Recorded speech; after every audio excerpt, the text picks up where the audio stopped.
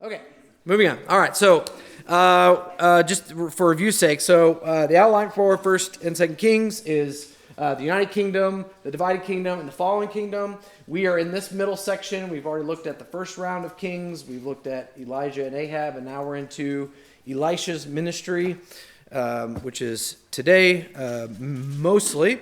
If we go back through First Kings, just real briefly, right? Is that what I'm doing next? I don't know. Oh, yeah, sure enough, there he is. Look how cute he is.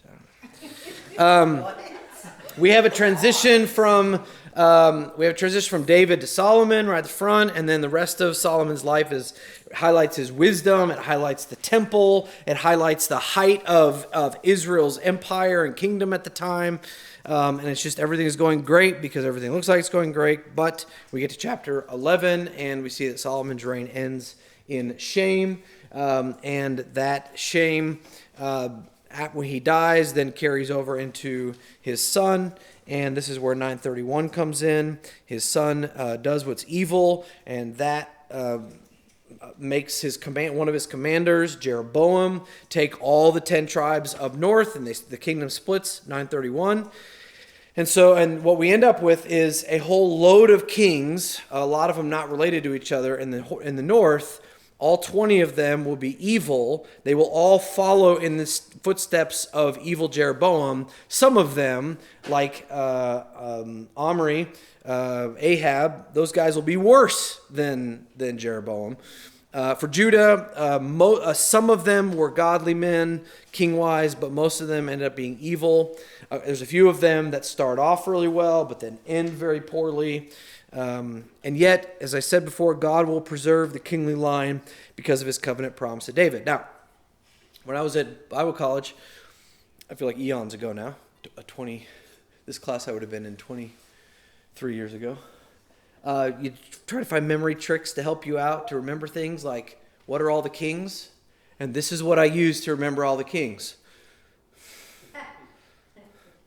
So these are the first letter of all the kings. John, Benzo, Asia, Tu, Zivshubaba. No, thank you. And then Raj, Jack, Jow, Jam, Majaz.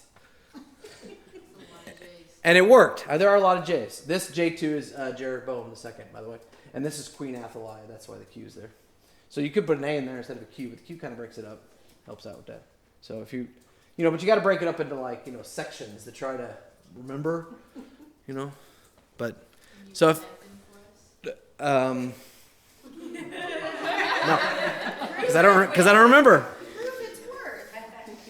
I told you it was 23 years ago, and I haven't touched it a whole lot since, so I haven't needed to.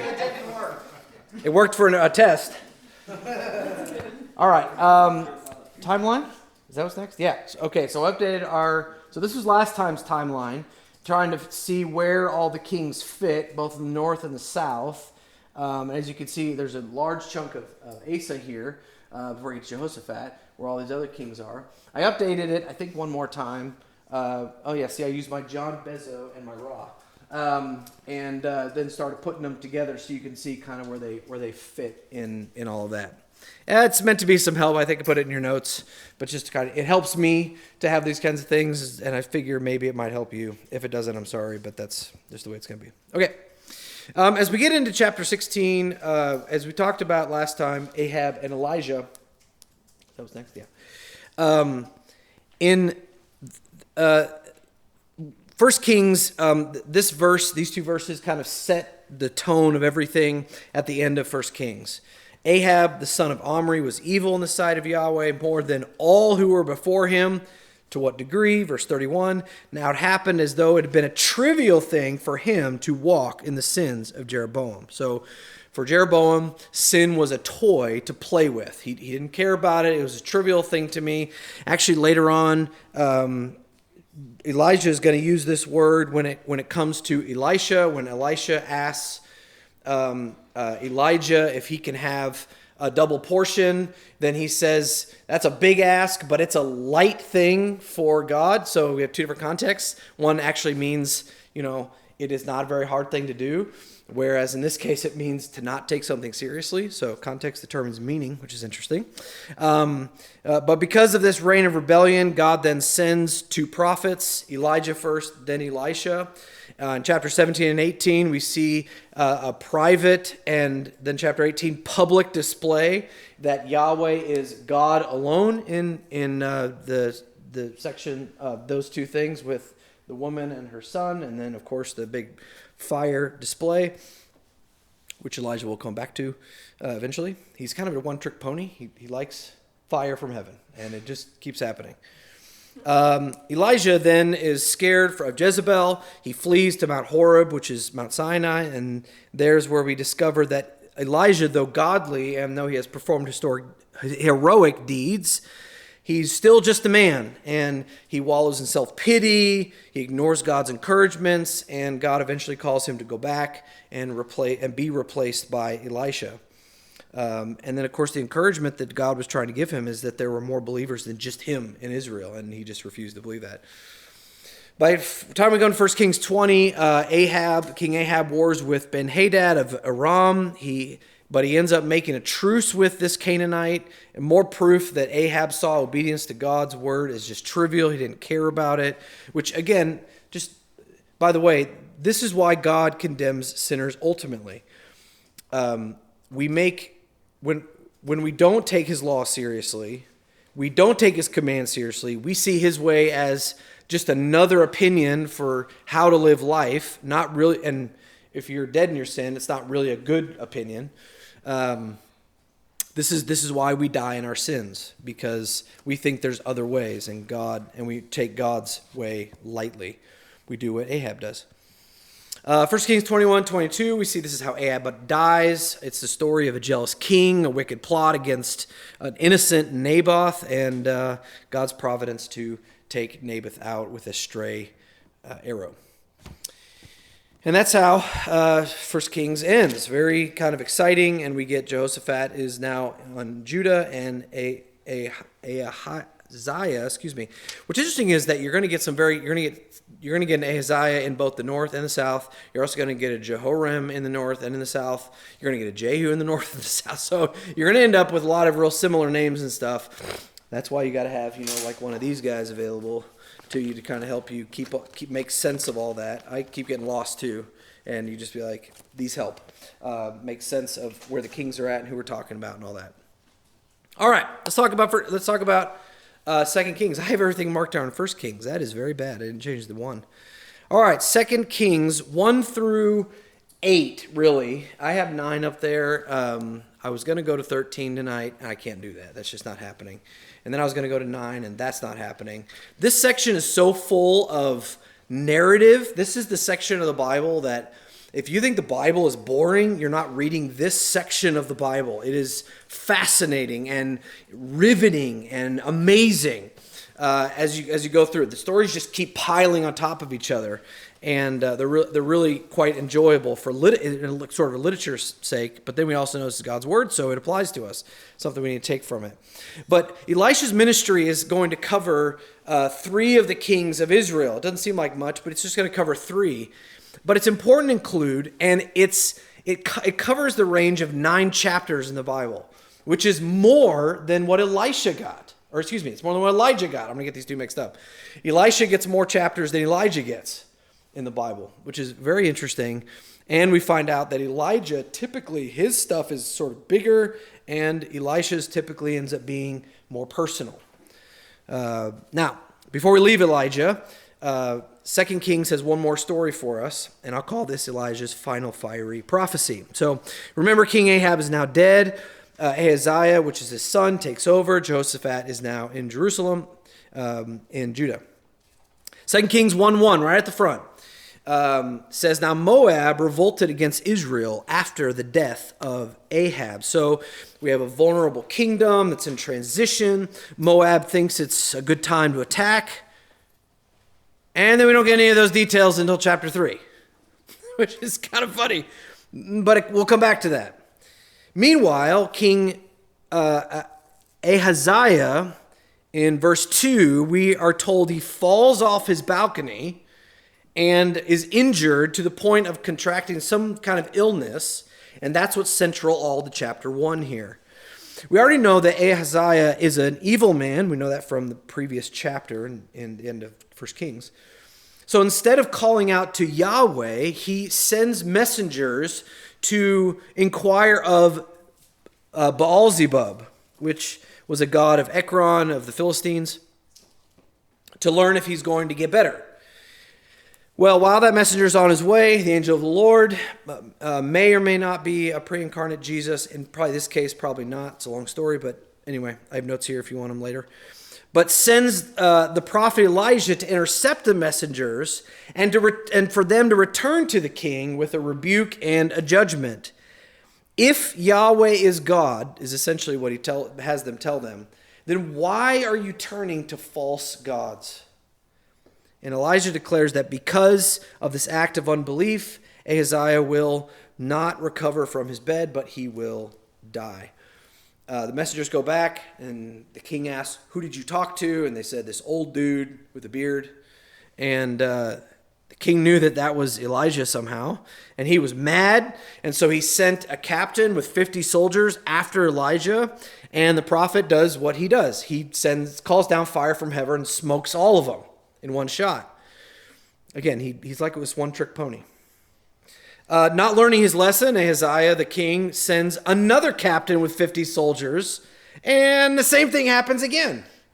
They all just from a big fiery ball from heaven. Ahaziah still hasn't learned, and so he sends a third round of 50, but this time the captain of that 50, he had humility and reverence, at least for Elijah, maybe for Yahweh. He pleads for mercy, and the angel of Yahweh grants it, and Elijah goes with this captain back. And this might be some growth for Elijah, by the way. You know, he was scared of Jezebel. He ran 400 miles away. This time when he's called to go, he goes, so maybe there's some growth there. And he repeats God's judgment directly to Ahaziah because he sought the guidance from Baal-zebub, a false god. Instead of Yahweh, he's going to die. And then the very next verse is that Ahaziah dies. And he does so without a son. And so without a son, then the brother, Jehoram of Israel, takes over. And that's exactly where we end chapter 1. So seeking any other way, any other god is doom for the sinner. Remember that God is faithful to his word, either by mercy or by judgment. We need to embrace his mercy before his judgment comes. And then, if you take from Elijah, big failures don't mean the end. Elijah failed to trust God even on Mount Sinai, but here he is trusting God again. That doesn't mean that he gets his position back, but he can still be faithful even in the consequence. Moses was like this. He didn't get to go in the promised land. David was a mess as well. God can still use failures, and we can still be faithful even after the failure. Okay? 1 Kings 2 and 3, Elijah is now going to be done, and Elisha now is going to do all this really awesome stuff. So Elijah travels from Gilgal to Bethel. Do I have a map? Cool, let me see it, and then we'll go back. Okay. So he travels from Gilgal down to Bethel and then travels down to Jericho. Why? Not quite sure. It doesn't give us that. But anyway, he is with Elisha at the time, his disciple, and Elijah tells Elisha to leave him 3 different times, and Elisha says no. When they make it down to Jericho, there's a group there, probably some kind of school, that's called the Sons of the Prophets. So like a school for prophets, kind of an interesting thing. And they all acknowledge that Elijah is done and he's about to go away. And when the two Elijah and Elisha reach the Jordan River, Elisha strikes the water. He goes across the river. They strike the water with his cloak. The river parts. They cross on dry land. This should all sound real familiar. Elijah then asks what Elisha would like before he's taken. Elisha requests a double portion of Elijah's spirit, just meaning he would like to inherit this prophetic ministry, but the ability to be able to do what Elijah was doing, but do it even better, which isn't pride on his point, just he wants to do it right. This is probably connected, by the way, to Deuteronomy 21. Double portion was the amount that the firstborn son was to inherit, to assist in the care of the father's estate, because he would inherit that. And in this context, in verse 12, Elisha calls Elijah my father. And so you have that connection of double portion and my father. So spiritually speaking, he saw Elijah as his dad, and he desired the double portion to care for the ministry he was about to inherit. Elijah confirms, of course, that's a big ask, but if God wants to grant it, he can, and he'll know that it's been answered if he gets to see Elijah leave. And as they continue walking and talking, a chariot of horses of fire appear. There's so many pictures of this everywhere. Who knows what this actually looked like? This looks like a really cheesy version of it, but something like that. And Elijah is taken up into heaven in a whirlwind. So Elijah went into heaven without experiencing death. Who was the other person who got to do that?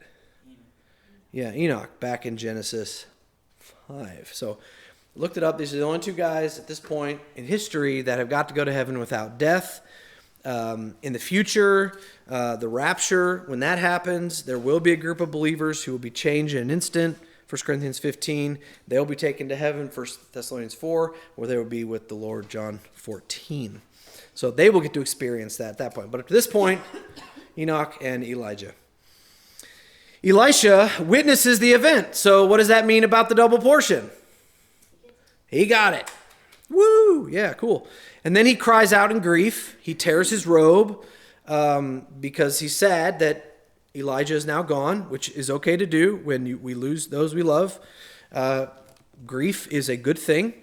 But he also then honors his master by taking up Elijah's fallen cloak. He returns to the Jordan, and he smacks the Jordan River with the cloak, and guess what happens? Right back up, clears up again. He walks across it. And this is really interesting because we have a parallel here with Elisha and Joshua. They both parted the Jordan at the beginning of their ministries, possibly near the same location. And there's even a link between their names. Elisha means God saves, Eli using the more general name for God. And Joshua means Yahweh saves. So kind of neat. You get a connection with both of those. This kind of handoff. Well, in 2:15, as we turn the page here, 2:15, the sons of the prophets recognize the transfer of power, though they decide to go search for Elijah, and that doesn't work out very well. The chapter then concludes with a couple early miracles of Elisha. He purifies some unhealthy water at Jericho with a jar of water and some salt, bringing life back to the land that would otherwise be dead. And then the second one is really interesting, and I want to read this one. So look at verse 23 at the end of chapter 2. Then he went up from there to Bethel, and he was going up by the way. Young boys came out from the city and mocked him and said to him, "Go up, you bald head! Go up, you bald head!" Then he looked behind him and saw them, and he cursed them in the name of Yahweh. Then 2 female bears came out of the woods and tore up 42 lads of their number. And he went from there to Mount Carmel, and from there returned to Samaria. Holy mackerel. So the application is don't make fun of bald people or you get eaten by bears. Jace, amen. Or how about... Just about to get eaten by bears for the gospel. Yeah, or make fun of a prophet, you'll get eaten by bears. Not quite. Really, the application is the t-shirt. Do I have it? There it is.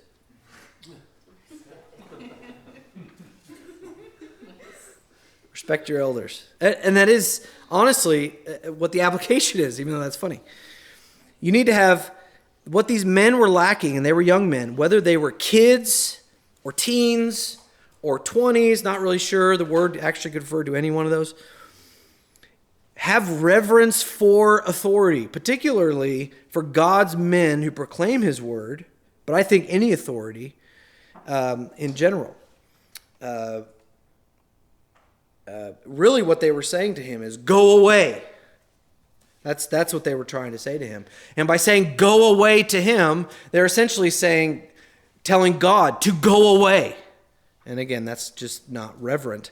And so to remind everybody that this is God's servant, then that's capital punishment. God takes them out. He takes out 42 of them. So here's more peer pressure, okay?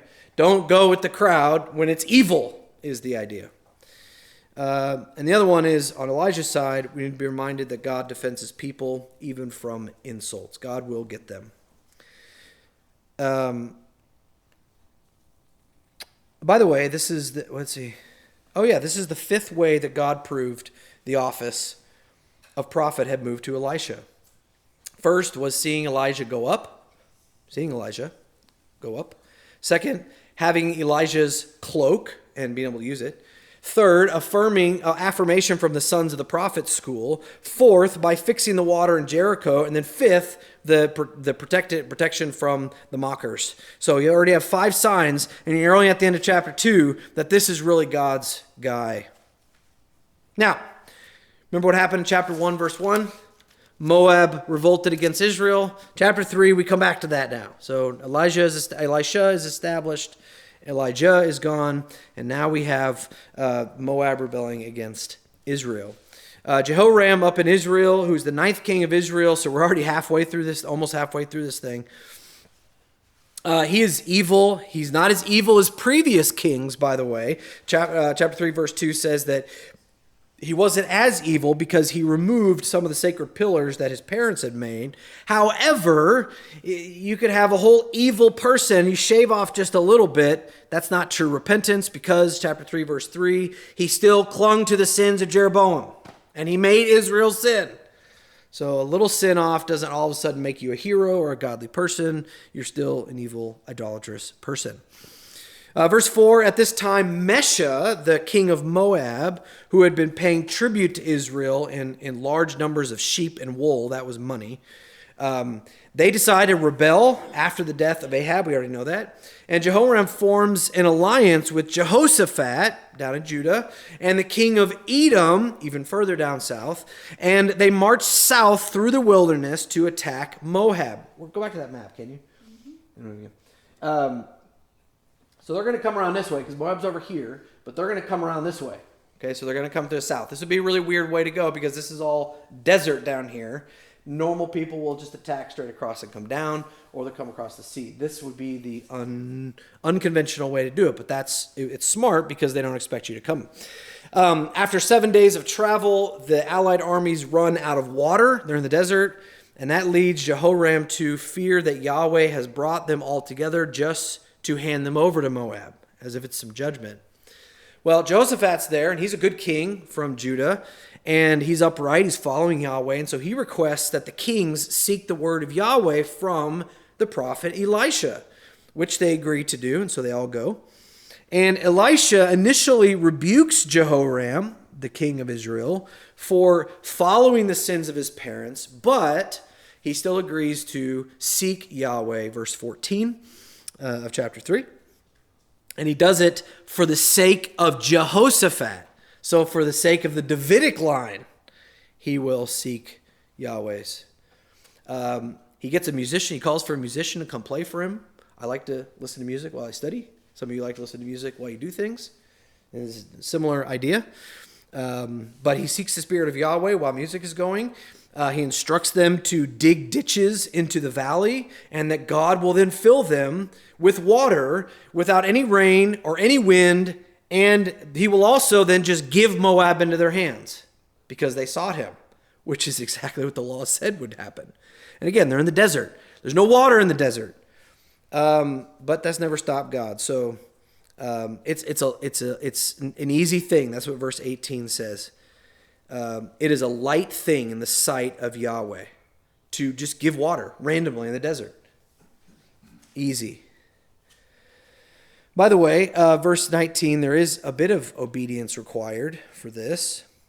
Once the Israelites engage the Moabites, they must strike down every city, fell every good tree, and stop all springs of water, and mar every piece of land with stones. In other words, find the good cropland and throw rocks in it, is the idea.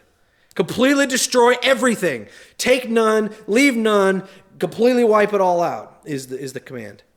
And that's really important. The next morning, they wake up. Water has miraculously flowed from the direction of Edom, filling all the trenches, verse 20. And funny enough, when the Moabites see the water, and this is where the picture I had here, when the Moabites look out and see the water, it's reflecting like red.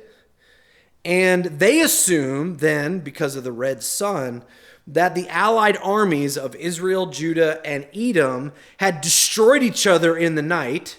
And so they decide they're just going to go rush to the plunder. They're just going to take everything because they think it's all gone. But they don't take anything with them. They just go to take. And they meet the whole army, this threefold army. Israel devastates the land of Moab just as they were told. Until, and I hate that word sometimes, until they got to the capital city in verse 25, and they let its stones remain. They did not destroy it. That's not good. And we just got to keep that. That's not good. Why did they leave it on? This can't be good. You're going to disobey God. It's not going to go well.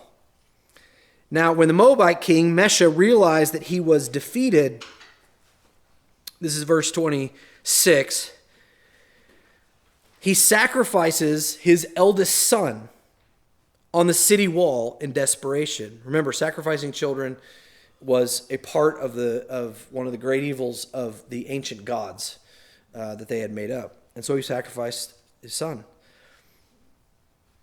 And then in verse 27, the final verse reads, he took his eldest son, who was to reign in his place, offered him as a burnt offering on the wall. And here it is. And there came a great wrath against Israel. And they set out from him and returned to their own land. Wait a minute. So wrath falls upon Israel, and the armies of Israel, Judah, Edom all withdraw and return to their land, which is really odd way to end a chapter and a part of a story. And what I think there's a lot of things have been proposed here. I think this is very simply divine wrath from God, either because, number one, they didn't continue their attack upon the capital of Moab, which then led to this horrific event, or somehow Israel, which is mentioned here, not Judah or Edom, but Israel, participated in the sacrifice, something they were already accustomed to doing with their false god worship. And so, maybe both. But the point is, God and God's prophet must be listened to. Disobedience, even when you're on the cusp of victory, right at the edge of it, obedience to God must be full. Disobedience will never ultimately result in victory.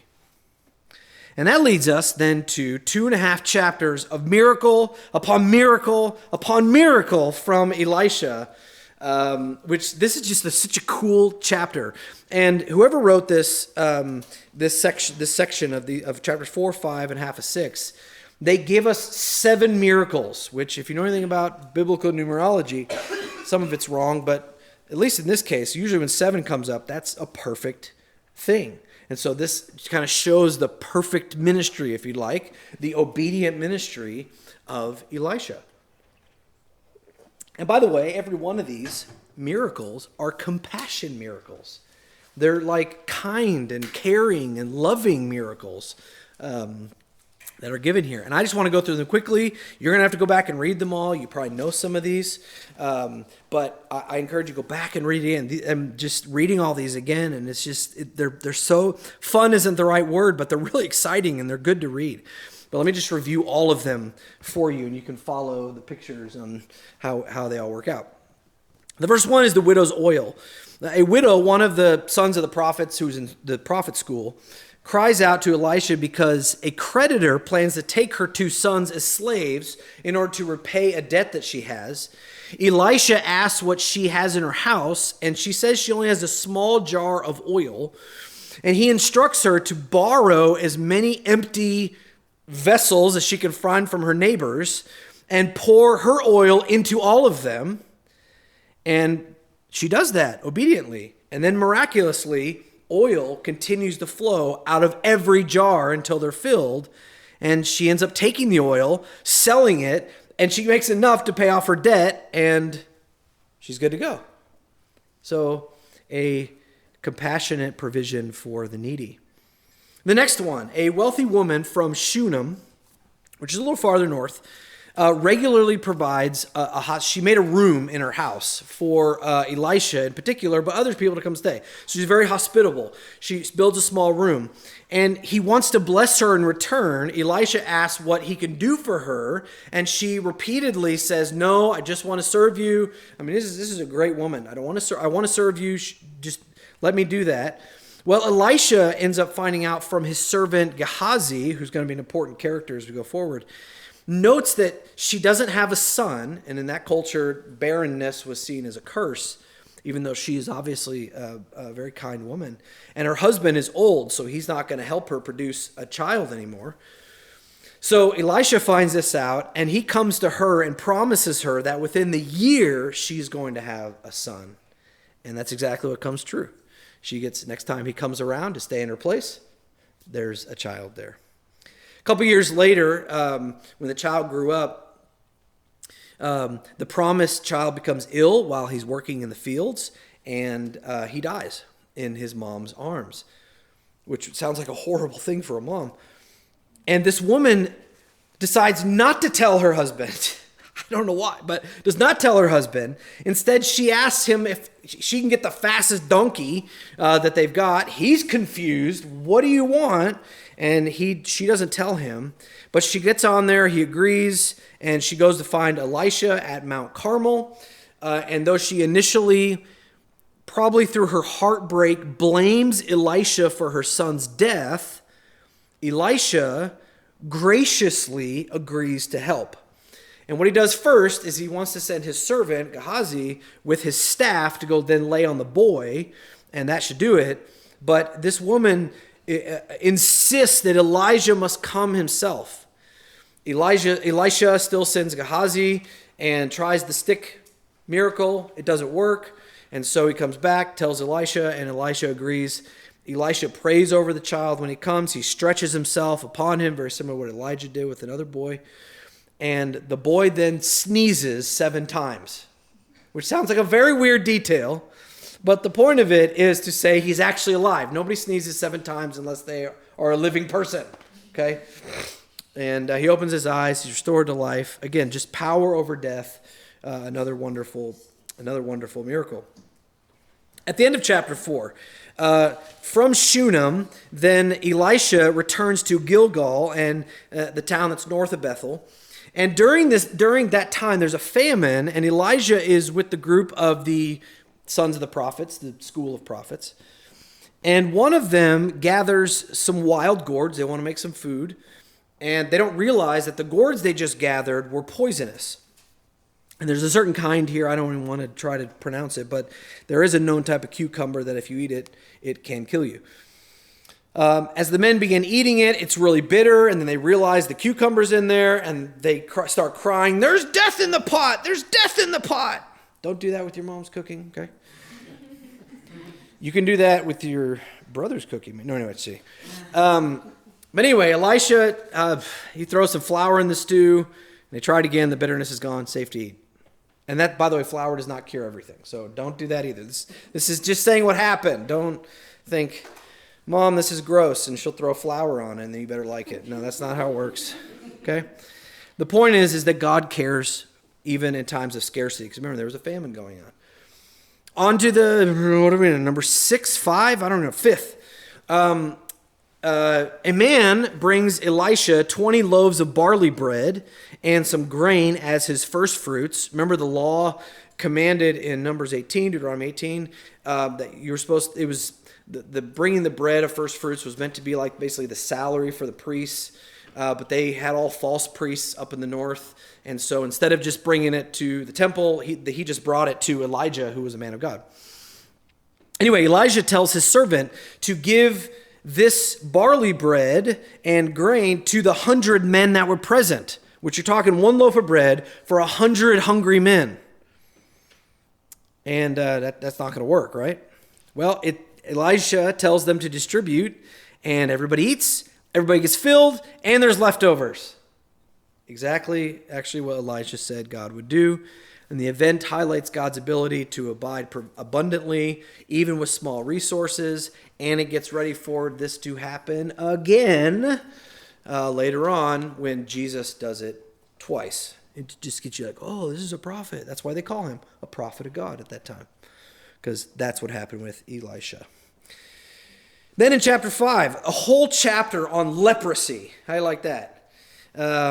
Naaman is a powerful military commander from Aram. He suffers from leprosy, which is a skin disease that essentially takes away your nervous system of mostly your extremities, but everywhere. And so what ends up happening is as you're making something, you cut your finger off and not even know it because you don't feel any of that.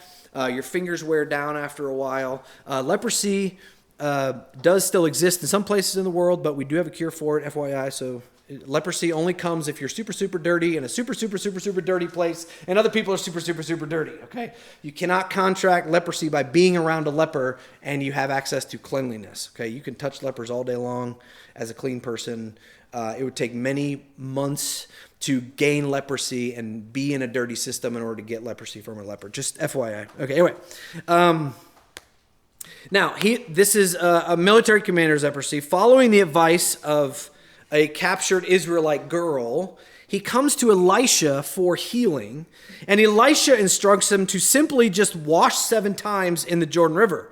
You know, go in, take a bath, get out. Go in, take a bath, get out. Do this 7 times. And at first, he is like, excuse me? That's the vernacular. No, that's dumb. But he eventually obeys, and when he does that, he's completely healed.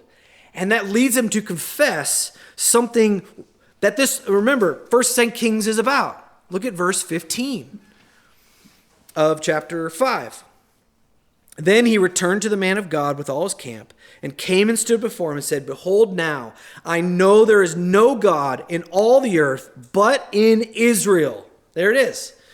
If Yahweh is God, follow him. If Baal is God, follow him. And Naaman learned Yahweh is God. There is no other God but the God of Israel.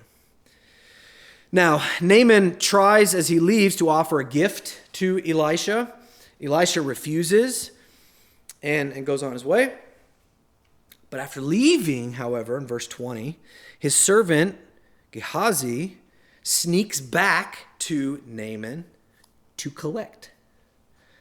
And he lies to Naaman about who sent him and why he was sent. And he receives reward. Naaman, Gehazi, as he's on his way back to Elisha, stops by his house and hides the reward in his house. And then he returns to Elisha. And when he returns, Elisha asks him where he went. And Gehazi lies that he never left. So we're just sin upon sin upon sin. But Elisha knows, and he confronts his servant with the deception and the lies. And he shows how his sin, this is really important, it shows how his sin of greed could cast a very dark shadow on Elisha's ministry. So it's not just him that's affected. It's Elisha and his whole ministry that's affected. And as a result, Elisha condemns Gehazi and his descendants to suffer Naaman's skin disease forever. Which is ironic, because the punishment fits the sin. Gehazi went to go seek something from Naaman. It actually says that in verse 20. And what he received was the disease. And for sullying Elisha's good reputation, Gehazi would now wear sullied skin forever. That's considered unclean. And the disease struck him instantly, verse 27, and he was white as snow. So 2 miracles, I guess, in that, but both dealing with leprosy. You then have the final miracle, which is the cool miracle, and that is as the company of the school of prophets grows, they decide they need to build a bigger dwelling. And so while they're cutting down trees with axes that look like this, but they're bigger, this will take a long time to build a house. But while they're cutting down trees, one of the men who was borrowing an axe from his master, the head flew off. This wouldn't happen with this one, but the head flew off into the water, and it ain't gonna float because steel doesn't float. Plus, steel was expensive back then. It wasn't it didn't have as much of it as that we do now. And he panics. Iron was expensive, or iron was made of iron, excuse me. Iron was expensive, and he would have no way to pay this back. And this is, by the way, just as a side note to this, there's a lot of remorse in this man, and I love this, that he admits it right away. This was my master's. I borrowed it. So he doesn't lose the axe head and then think of a way to get out of it, or make excuses for it, or try to find some way to wiggle out of it. He knows it was his responsibility. He knows that he should have took care of it. And even though it was an accident, he is remorseful and he wants to fix it. He just doesn't know how to fix it because he doesn't have the means to do it. And so instead of trying to hide it or lie about it or excuse it, which are a number of things that we like to do when we do something that's wrong, what we need to do is seek to make things right. Don't try to hide. Just make sure, do what's right. And in this case, he goes to the man of God, Elisha. And Elisha says, show me where it went. And he shows him where it went. And he took a stick and he threw it in. And the big old thing floated to the top, which just sounds cool. Yeah, it's one of those things when we get to heaven, I want to see this. I want to see what an axe head looks like floating. It has to be a miracle because those kind of things don't float. It shows that God is concerned even with small things, even with the heart of this man, but also what would he have done when he got back to his master if he didn't have the axe head? I mean, who knows? But God cares about that little stuff, and he takes care of them. All right. Those are all the miracles. Pretty cool, huh? All right, we move on then to more of Elisha again, and to one of the more famous stories, beginning in chapter 6, verse 8. And the end of chapter 6 into 7, I'll just call this protection and prophecy, because the end of chapter 6 is really God's protection of Elisha, and then the end of 6 into 7 is really about a prophecy about a siege. So let me just sum those up real quick. Again, you're going to have to go read these on your own. Beginning in verse 8 of chapter 6, the king of Aram decides he wants to step up his military operations against Israel, and he decides he wants to ambush Israel a number of times. But the prophet Elijah is there, and he warns Jehoram of Israel, the king of Israel at the time, of those plans over and over again. So the king of Aram makes plans, Elisha just goes tell the king. Aram makes more plans, and Elisha just goes tell the king. And they just get thwarted over and over again. And he can't figure out how. Well, they learn, the king of Aram learns that Elisha is revealing all the strategies. He doesn't know how, but it's what's happening. And so the Aramean king decides to send a huge army to Elisha at Dothan and surround the city at night and capture this one guy. Elisha's servant is terrified. And he says in verse 15, "Alas, my master, what shall we do?" But Elisha comforts his servant, "Don't fear, for those who are with us are more than those who are against us." Which, by the way, is still true. And then he prays for God to open his eyes, and God does so. And then the servant sees on the mountains that they're full of, maybe that's what Elijah went up in, but they're full of heavenly horses and chariots of fire protecting them. So in that way, it's about perspective, okay? And when the Aramean soldiers approach, all Elijah does, even though there's this army from heaven, all Elijah does is just pray that they would all be blind, and poof, they're all blind. The whole army.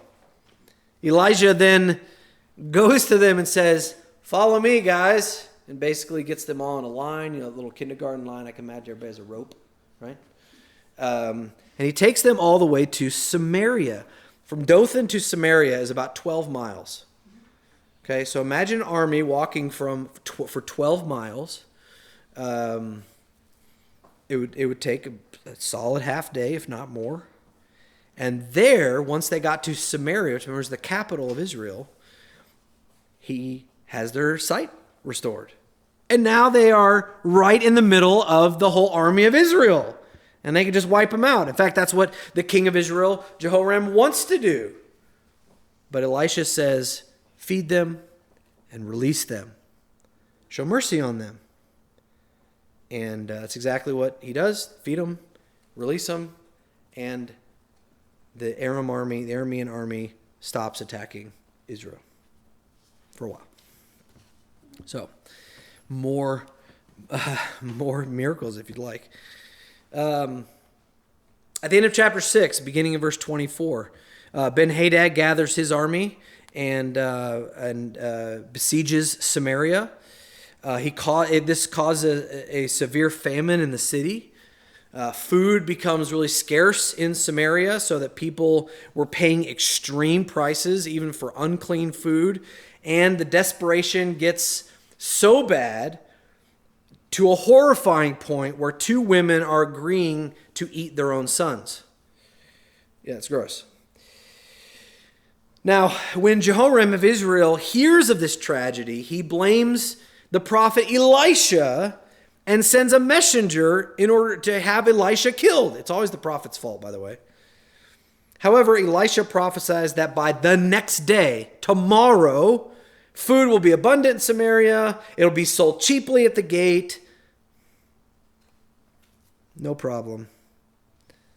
One of the king's officers mocks this prophecy, doubting that such a reversal could happen, even if Yahweh, as he says, opens up the windows of heaven and pours food on us.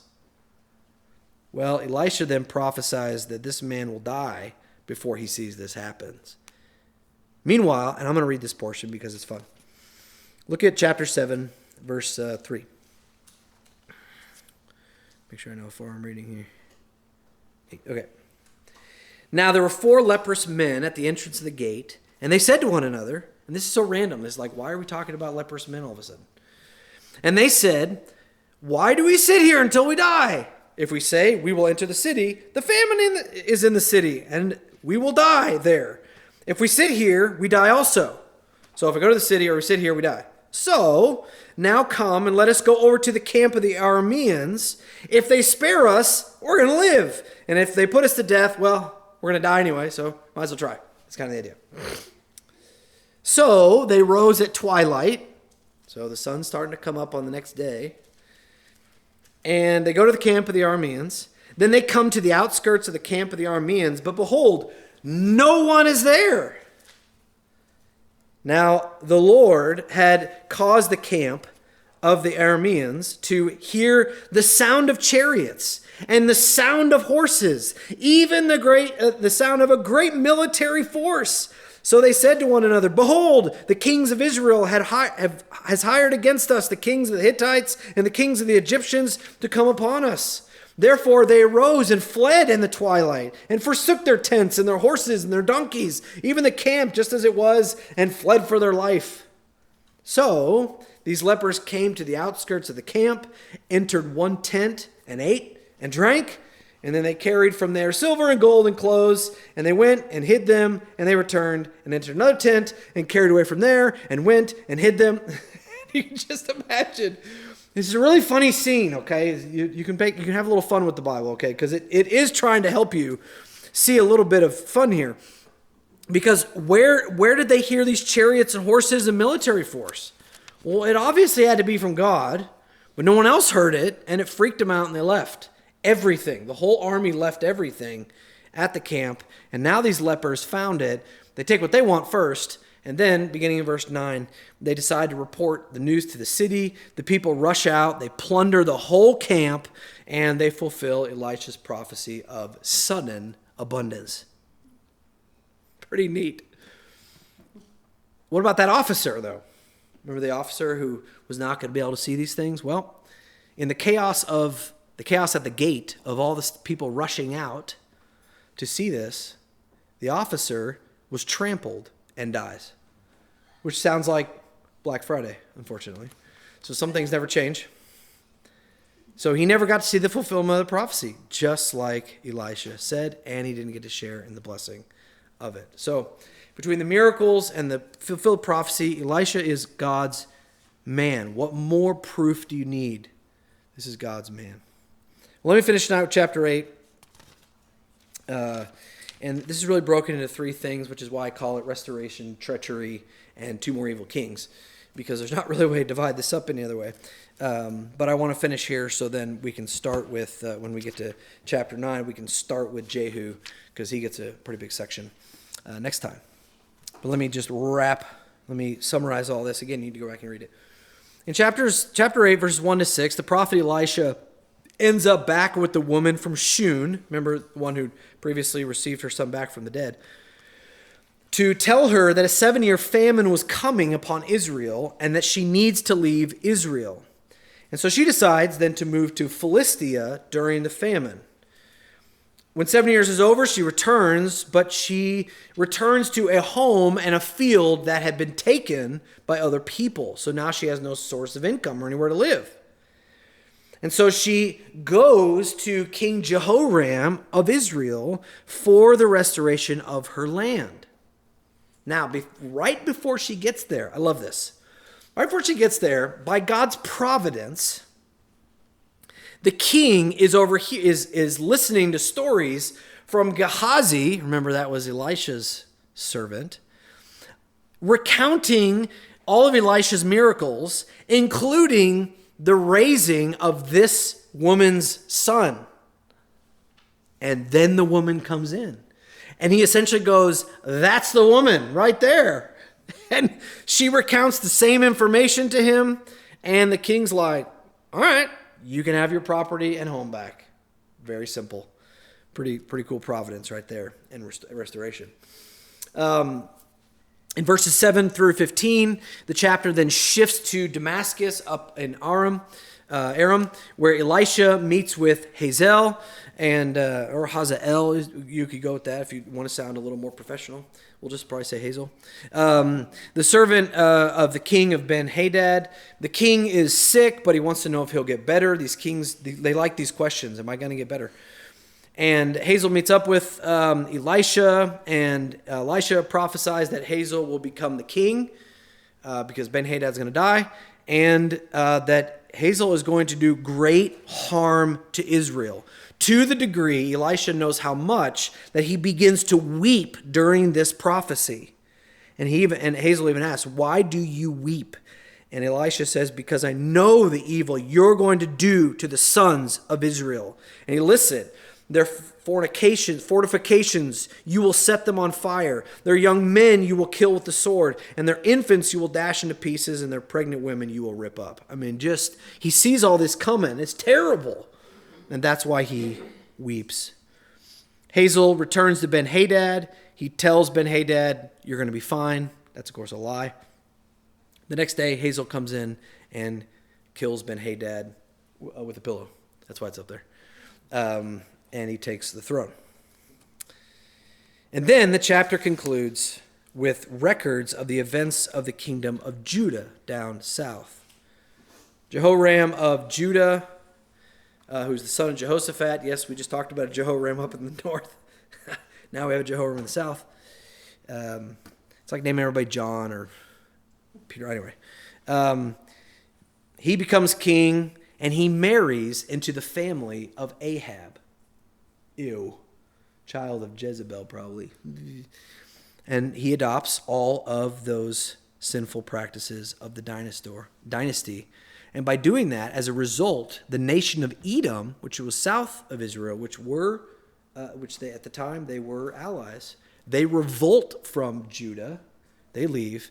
And the city of Lebna, which is a little tiny Levitical city in Judah, also revolts and rebels. Now, after Jehoram dies, not a very long life, his son Ahaziah, another Ahaziah, my goodness, of Judah becomes king.